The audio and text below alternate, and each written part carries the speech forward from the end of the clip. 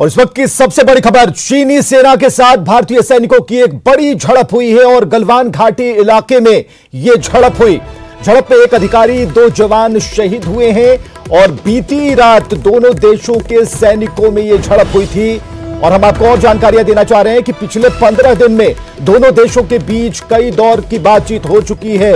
लेकिन इसका कोई खास नतीजा निकलता नजर नहीं आया। लद्दाख के गलवान इलाके में पहले भी तनातनी बनी रही है। कमांडर लेवल की बातचीत के बाद एक बार फिर झड़प हुई है और जो बताया जा रहा है, जो जानकारियां आ रही है उसके मुताबिक सुबह से लगातार बातचीत का दौर जारी है और कोशिशें की जा रही है कि वहां पर जो विवाद है उसे शांत कराया जा सके। तो कमांडर लेवल की बातचीत के बाद एक बार फिर झड़प शुरू हो गई है। तो ये पहला मौका है जब 1975 के बाद LAC पर लड़ाई के दौरान भारतीय सैनिकों के शहीद होने का यह पहला मामला बन रहा है। हालांकि यह जरूर कहा जा रहा है कि चीन की तरफ भी, चीन के जो सैनिक हैं वे भी चोटिल हुए हैं, उनमें भी कईयों की जान गई है। तो ये इतनी हिंसक झड़प थी। हालांकि ये जो विवाद है अब गहराता जा रहा है। भारत ने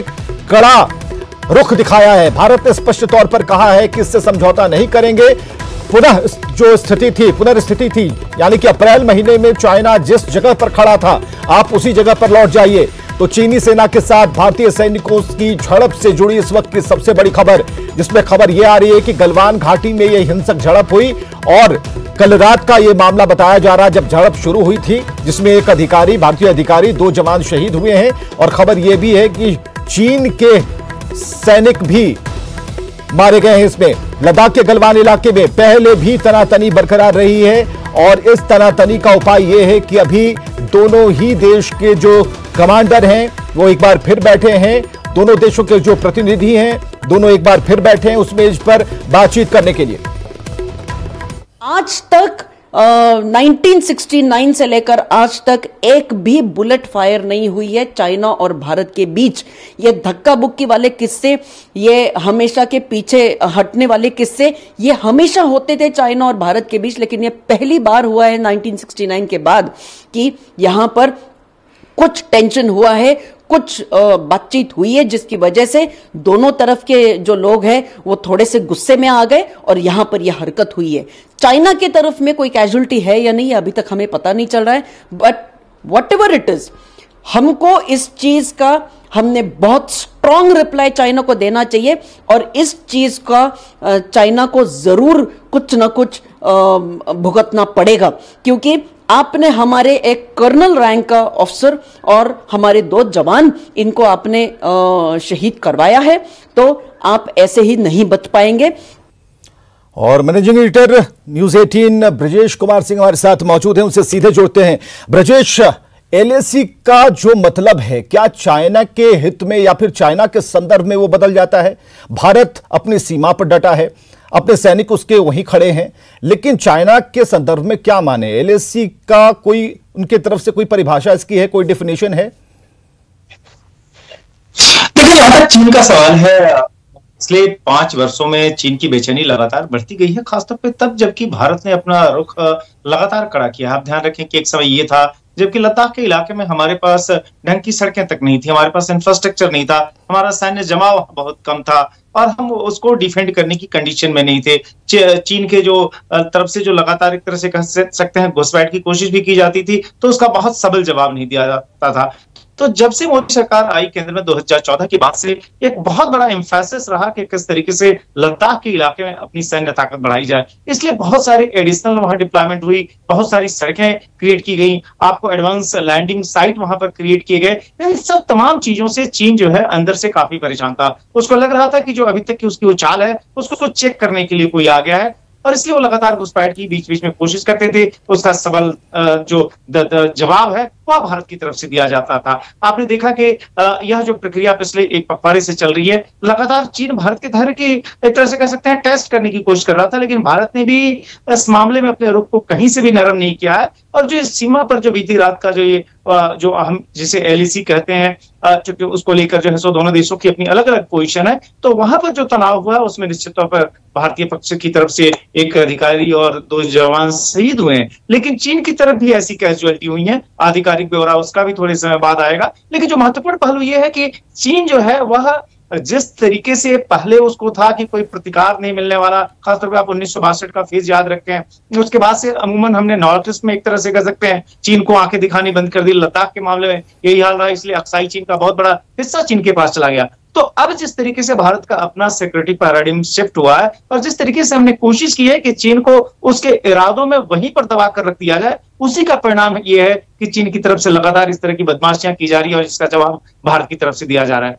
और जहां तक सवाल है इस ताजी घटना का, आप ध्यान रखें कि भारत जो है अपने पक्ष को कहीं से भी कमजोर नहीं होने देगा और चीन को उसका जो है माकूल जवाब मिलने वाला है। ऑलरेडी इसको लेकर ध्यान रखें कि बैठकों का दौर जारी है शीर्ष स्तर पर, और जहां तक कमांडर लेवल की बातचीत है वह सीमा पर जो है लगातार LAC पर जारी है और लगता है कि इसका कोई ना कोई समाधान निकलेगा, क्योंकि चीन की तरफ से भी एक जो अभी तक बयान आया है वह बिल्कुल ये कह रहे हैं कि भारत ने उधर घुसपैठ की है। तो समझा जा सकता है कि चीन भी जो है सो इसको कहीं अपने मजबूती के तौर पर नहीं देख रहा है, बल्कि वह भी उसको बहुत एस्केलेट करने के मूड में नहीं दिखाई दे रहा है। चीन अफोर्ड भी नहीं कर सकता। तो हमें इंतजार करना चाहिए आधिकारिक बयान का जब विस्तार से आएगा। बिल्कुल ब्रजेश, हम आपको रोकना चाहेंगे, आप हमारे साथ बने रहिएगा। एक बड़ी खबर आ गई इस बीच, LAC पर हिंसक झड़प के बाद हलचल काफी तेज हो गई है और रक्षा मंत्री और तीनों सेना के प्रमुखों की फिलहाल बैठक चल रही है। एक बड़ी खबर हम आपको दे रहे हैं। बड़ी खबर यह है कि LAC पर हिंसक झड़प के बाद हलचल तेज हो चुकी है। रक्षा मंत्री और तीनों सेना के प्रमुखों की बैठक चल रही है और चीन के साथ झड़प के बाद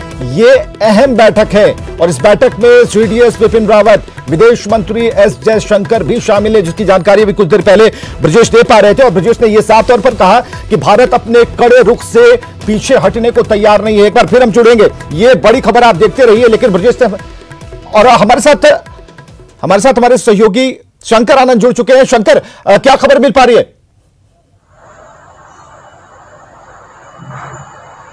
देखिए, निश्चित तौर पर जिस तरह से पिछले कुछ दिनों से लगातार लद्दाख में जिस तरह से चीन और भारतीय सैनिक जो है आमने सामने हुए थे, उसी बात के मद्देनजर जिस तरह से कल देर रात में वहां पर लद्दाख में जिस तरह से वहां पे चीन के सेना के द्वारा जिस तरह से भारतीय सेनाओं के साथ में व्यवहार किया गया है, इस मामले को ध्यान में रखते हुए केंद्रीय रक्षा मंत्री राजनाथ सिंह के आवास पर एक महत्वपूर्ण बैठक चल रही है। हालांकि आज इस मामले पर भारतीय आर्मी द्वारा जो है इस मामले में थोड़ी देर के बाद यानी कि 2:15 बजे के लगभग में इस मामले में औपचारिक तौर पर बयान जारी किया जाएगा और इस मामले पर बताया जाएगा कि आखिर किस तरह से वहां पर हालात बने और किस तरह से चीन की जो सेना है उसने भारतीय सेना पर हमला किया। हालांकि इस मामले पर अभी तक किस तरह के रिपोर्ट आ रहे हैं उस मामले पर औपचारिक तौर पर जानकारी अभी थोड़ी देर के बाद सेना प्रमुख जो है बकायदा दे सकते हैं इस मामले पर। हालांकि जिस तरह से केंद्रीय रक्षा मंत्री इस मामले की पल पल की जानकारी पिछले कुछ दिनों से लगातार खुद वो नजर रखे हुए थे पल पल की जानकारी पर, लेकिन कल जिस तरह से हालात बने इस हालात पे केंद्रीय रक्षा मंत्री राजनाथ सिंह ने खुद कल इस मामले पर सेना के जो प्रमुख हैं बकायदा उनसे इस मामले पर जानकारी लिए और क्या हो सकता है, किस तरह से इस मामले का कूटनीतिक हल निकाला जा सकता है, किस तरह से इस मामले का एक समाधान बिल्कुल शंकर, इतना तो तय है कि कमांडर लेवल की बातचीत या फिर उसकी एक ये झलक नहीं हो सकती कि हमने बात कर ली और उसके बाद रात में कुछ हो गया, सुबह सफाई देने के लिए आ गए। ब्रजेश हमारे साथ जुड़ चुके हैं, जुड़े हुए हैं लगातार। ब्रजेश, हमें जरा ये बताइए, LAC का मतलब तो हम समझ पाए कि उनकी जो परिभाषा वो हमसे कहीं अलग है। अगर ऐसा होता तो शायद वो आगे नहीं बढ़ते, लेकिन एक बात हमने देखी है कि चाइना जो है, जो चीन है, वो 2 कदम आगे चलता है और 1 कदम पीछे की तरफ बढ़ता है और ये दिखाने की कोशिश करता है कि हम फिर बैकफुट पर आ गए। इस बार कुछ ऐसा नहीं हुआ, इस बार वो अपनी जगह पर छोड़कर आगे निकल चुका है। देखिए, इन अंतरराष्ट्रीय मसलों को और खासतौर पे जो रक्षा संबंधी जो चीजें हैं उसको बहुत ध्यान से समझने की आवश्यकता है, या कोई पॉलिटिकल बयानबाजी का विषय नहीं है। आप ध्यान रखें कि चीन की जो पॉलिसी रही है 1962 में आपने देखा कि किस तरीके से जब उसने भारत पर हमला किया फिर उसने अपने यूनिलैटरल विड्रॉ कर लिया। अभी जो ताजा मामला जो है वह 2 वजह से है। एक तो यह है कि चीन को लगातार लग रहा है कि एशिया में जहां पर कि वो अपनी सुपरमेसी बनाना चाहता है, जिस तरीके से उसके पास एक बड़ा इकोनॉमिक मसल पावर है, उसको एकमात्र चैलेंज जो दिखाई देता है वो भारत दिखाई देता है। आप ध्यान रखें कि भारत को सुरक्षा परिषद में लेकर जाने की मांग न सिर्फ भारत की अपनी मांग है बल्कि दुनिया के कई देश इस मांग से जुट गए हैं। दूसरी तरफ जब ये कोरोना का जो संकट हुआ है उसमें भी चीन के सामने जो एक तरह से ग्लोबल कम्युनिटी का जो आक्रोश है उससे भी चीन जो है बौखलाया हुआ है और उसको लग रहा है कि भारत जो है उसकी जगह ले सकता है मैन्युफैक्चरिंग हब के तौर पर। तो ये 2-3 मसले हैं। इसके अलावा आप ये भी ध्यान रखें कि जब से नरेंद्र मोदी की सरकार आई 2014 में, उन्होंने अपने प्रायोरिटी में रखा जो हमारे जो नॉर्दर्न बॉर्डर्स हैं उनको स्ट्रेंथन करने का। आप ध्यान रखें कि चाहे वो नॉर्थ ईस्ट में डेवलपमेंट हो, चाहे लद्दाख में डेवलपमेंट हो, सड़क से लेकर और सुरक्षा की जो एक तरह से कह सकते हैं कि सघन तैनाती यह लगातार इस सरकार ने की है, जो आयुध का भंडार बढ़ाया गया है, नए नए आर्म्स एंड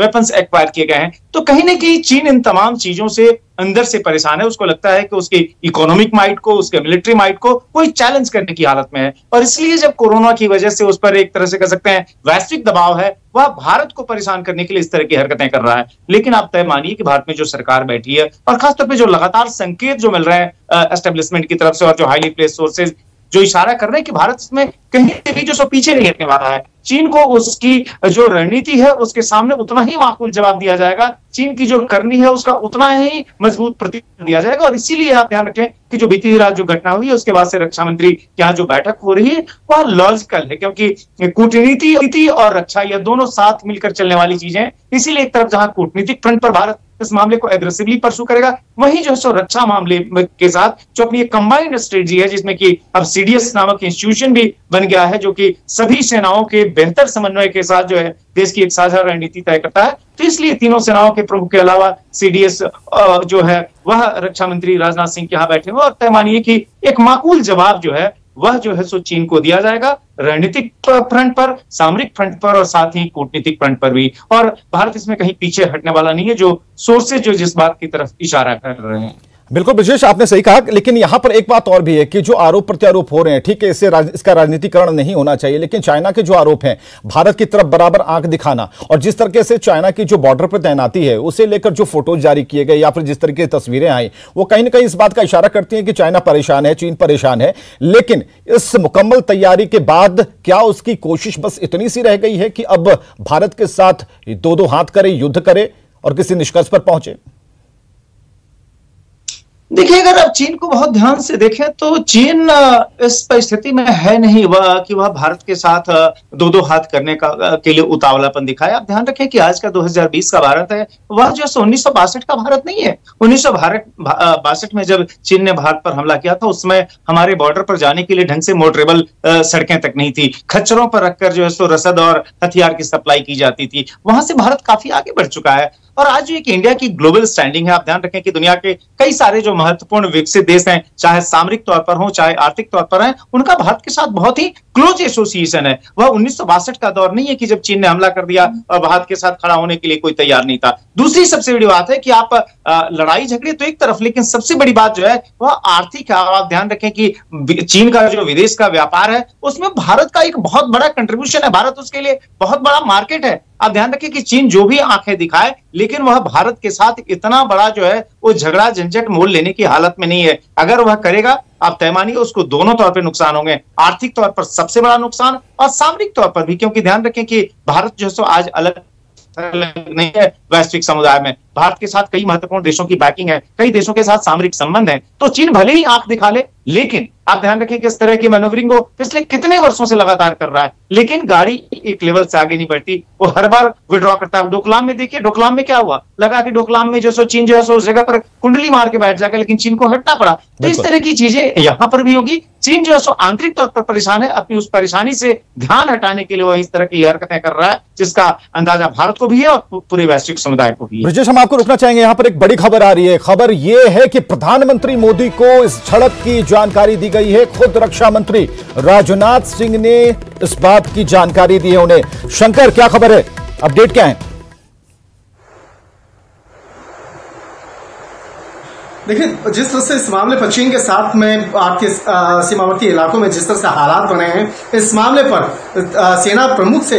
विशेष तौर पे बातचीत करने के बाद राजनाथ सिंह ने, जो देश के रक्षा मंत्री हैं, उन्होंने भारतीय प्रधानमंत्री नरेंद्र मोदी को इस मामले की जानकारी दी और बताया कि किस तरह के हालात बन रहे हैं, भारतीय सेना किस स्थान पर है और किस तरह से चीन के जो जवान हैं, चीन के जो सेना है वो किस तरह से वहां पे हरकत कर रही है और क्या क्या वहां पे मौजूदा हालात बने हुए हैं। तो इस मामले पर औपचारिक तौर पर जानकारी भारतीय प्रधानमंत्री नरेंद्र मोदी को दी गई है और प्रधानमंत्री अब इस मामले पर आगे की जो बातचीत है वो अब आगे इस मामले पर तमाम मसलों पर बातचीत करेंगे। और अभी थोड़ी देर के बाद सेना मुख्यालय से इस मामले पर औपचारिक तौर पर जानकारी दी जाएगी। हालांकि इस मामले पर ग्लोबल टाइम्स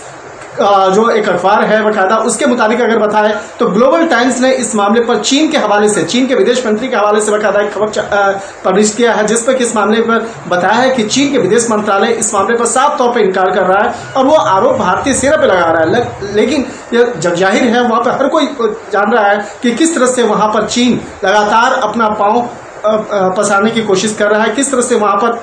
एक तरह से कहा जा सकता है जानबूझकर एक साजिश की जा रही है। हालांकि जिस तरह से ब्रजेश सभी कह रहे थे, निश्चित तौर पे वो सही है कि जिस तरह से चीन पर पूरे आरोप लगता रहा, विश्व के कई देशों के द्वारा आरोप लगाया गया कि वहां पर किस तरह से कोरोना वायरस और का वहां पर उत्पत्ति की गई, किस तरह से उसका संक्रमण हुआ, और इस मामले पर, इसी मामले पर ध्यान भटकाने के लिए एक चीन एक ऐसी जानबूझकर एक साजिश कर रहा है भारतीय सीमावर्ती इलाकों पर, जिसका असर भारत के साथ साथ वो अमेरिका पर भी चाहता है, इसके साथ साथ जो आसपास के जो मुल्क हैं वहां पर भी चाहता है, और किसी तरह से कोरोना वायरस का जो मसला है, जो एक अंतर्राष्ट्रीय मसला बन चुका है, उस पर से ये ध्यान जो है वो भटकाने की कोशिश है। लेकिन इस मामले पर भारत अपनी जो नीति है और अपनी कूटनीति के तहत इस मामलों पर आगे का समाधान करने की कोशिश में जुटी हुई है। बिल्कुल शंकर, कूटनीतिक समीकरणों की बातचीत हो रही है। ब्रजेश हमारे साथ लगातार जुड़े हुए हैं। ब्रजेश, जिस रणनीति कूटनीति की हम बात कर रहे हैं, इसे उस तरीके से भी सॉल्व करना होगा, और यही हो सकता है, यही एक रास्ता बचा हुआ है, क्योंकि चीन ने जो अपने मंसूबे हैं उसे बिल्कुल जाहिर कर दिया है कि उसकी मंशा क्या है, क्योंकि अब चाइना जो है, चीन जो है, वो अब 2 कदम आगे और 1 कदम पीछे की रणनीति पर आमादा नहीं है, वो आगे बढ़ रहा है। लेकिन माकूल जवाब जहां तक देने की बात आपने की, भारत ने अपनी मंशा स्पष्ट कर दी है और प्रधानमंत्री के कानों तक यह खबर राजनाथ सिंह ने पहुंचा दी है। ब्रजेश, देखिए, प्रधानमंत्री को रक्षा मंत्री के तौर पर राजनाथ सिंह ने जो सूचना पहुंचाई है वो एक औपचारिक प्रक्रिया है, लेकिन आप ध्यान रखें कि आज के समय में जो देश के प्रधानमंत्री हैं उनके पास अपने एजेंसी हैं जो कि हर डेवलपमेंट पे निगाह रखते हैं, चाहे घरेलू हो या अंतर्राष्ट्रीय हो। तो ऐसा कोई नहीं है कि जो सभी राजनाथ सिंह जाके ब्रीफ करेंगे तभी जाकर पता चलेगा, वो एक फॉर्मल प्रोसेस है। लेकिन जहां तक सवाल है कि इस पर भारत की तरफ से क्या जवाब दिया जाएगा, आप ध्यान रखें कि जब भी कोई ऐसा महत्वपूर्ण मसला होता है जिसमें कि आपको एक इंस्टीट्यूशनलाइज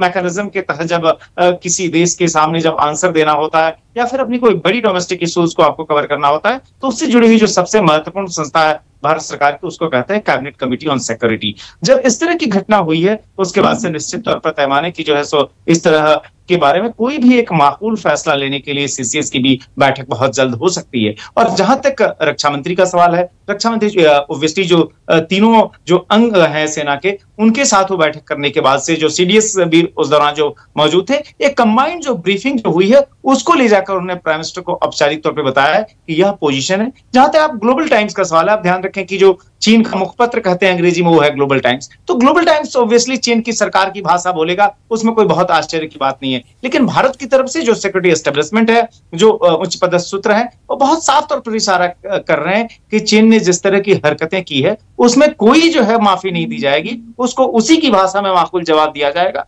और इसके बारे में बहुत साफ तस्वीर जो है औपचारिक तौर पर बताई भी जाएगी कि आखिर भारत के पास अपने विकल्प क्या हैं, एक तरफ कूटनीतिक फ्रंट पर, दूसरी तरफ सामरिक फ्रंट पर। तो मुझे लगता है थोड़ा सा इंतजार करना चाहिए, भारत सरकार का पक्ष आने देना चाहिए, उसके बाद से जो है हम इस पर आगे कोई भी चर्चा कर सकते हैं, विचार कर सकते हैं कि आखिर इस देश में जो चीन को लेकर जो माहौल बना है, जिस तरीके से आप कोरोना के बाद के दौर में देखें कि आखिर यह जो लेटेस्ट घटना जो हुई है गलवान वाली, उसके बाद से भारत किस तरीके से प्रोसीड करता है। कुछ देर में ही औपचारिक तौर पर तस्वीर साफ होगी। बहुत बहुत शुक्रिया ब्रजेश, हमसे बातचीत के लिए, तमाम जानकारियों के लिए, विचार साझा करने के लिए। तो फिलहाल जो खबर आ रही है उसके मुताबिक अब इस पर बातचीत शुरू हो गई है, टेबल पर बातचीत हो रही है। सुबह 7:30 बजे से ही बातचीत शुरू है, लेकिन जो कुछ भी हुआ वो ठीक नहीं है। लेकिन एक बात जो ग्लोबल टाइम्स की तरफ से जो मुखपत्र है चीन का, उनकी तरफ से आ रही है कि विवादित इलाके में बुनियादी ढांचे का जो विकास भारत की तरफ से हो रहा है वो उनका विरोध कर रहे हैं। लेकिन विरोध का ये तरीका, जिन कदमों की बात हमने और ब्रजेश ने की, उसमें साफ तौर पर स्पष्ट है कि चीन ने अपनी मंशा जाहिर कर दी है। लेकिन युद्ध के फिराक में चीन फिलहाल तो नहीं हो सकता, कतई नहीं हो सकता, क्योंकि जो कूटनीतिज्ञ हैं बताते हैं, उनका ऐसा मानना है कि अभी इस हालात में चीन नहीं है। अभी एक साथ इतनी सारी चीजें अचानक से हो जाना ये चीन के वश में नहीं है। तो फिलहाल गलवान घाटी इलाके में जो झड़प हुई है उससे जुड़ी हम आपको पल पल की जानकारी दे रहे हैं, और थोड़ी देर और इंतजार करना होगा कि मंत्रालय की तरफ से इस पर क्या बयान आता है। और चीन के साथ झड़प पर आरजेडी सांसद मनोज झा ने संसद की बैठक बुलाने की मांग कर डाली है। जो खबर आ रही है, हमने दो जवान, एक ऑफिसर खो दिए, उनकी शहादत हो गई। संसद की फौरी तौर पर इमरजेंसी बैठक बुलाई जाए, देश को विश्वास में लिया जाए और फिर सामूहिक रूप से हम देखेंगे, जो कि 40 वर्षों में कभी नहीं हुआ। मैं तो हैरान हूं कि ये कौन सी व्यवस्था, कौन से निजाम में हम जी रहे हैं। और चलिए एक और बड़ी खबर आ रही है बिहार के बांका से, जहां पिछले 2 दिन से हो रही बारिश की वजह से गंगटी नदी में बना डायवर्जन बह गया है और ऐसे में शंभुगंज असरगंज मुख्य मार्ग पर पानी भर आया है। ये तस्वीरें आप देखिए, लोग सड़क पार कर रहे हैं लेकिन सड़क के ऊपर नदी का पानी बह रहा है और ऐसे में विवश हैं लोग इस तरफ से उस तरफ जाने के लिए, जान जोखिम में डाल रहे हैं, नदी को पार कर रहे हैं। इन लोगों की मजबूरी है और जो लोग हैं उनसे हमारी जब बात हुई तो उन्होंने अपनी व्यथा सुनाई है, परेशानी बताई है। पिछले कुछ महीने से पुल का निर्माण बंद होने की वजह से ऐसे हालात पैदा हुए हैं। एक्सक्लूसिव तस्वीरें आप न्यूज़ 18 बिहार झारखंड पर देख पा रहे हैं, जहां जल स्तर बढ़ने के बाद शंभुगंज असरगंज मार्ग पर पानी भर गया है और किस तरीके से जान जोखिम में डालकर इस तेज धारा में लोग किसी तरह से इसे पार करने की कोशिश कर रहे हैं। तो बांका से ये तस्वीरें, जहां गंगटी नदी पर बना डायवर्जन बह चुका है और सड़क के ऊपर नदी का पानी बह रहा है।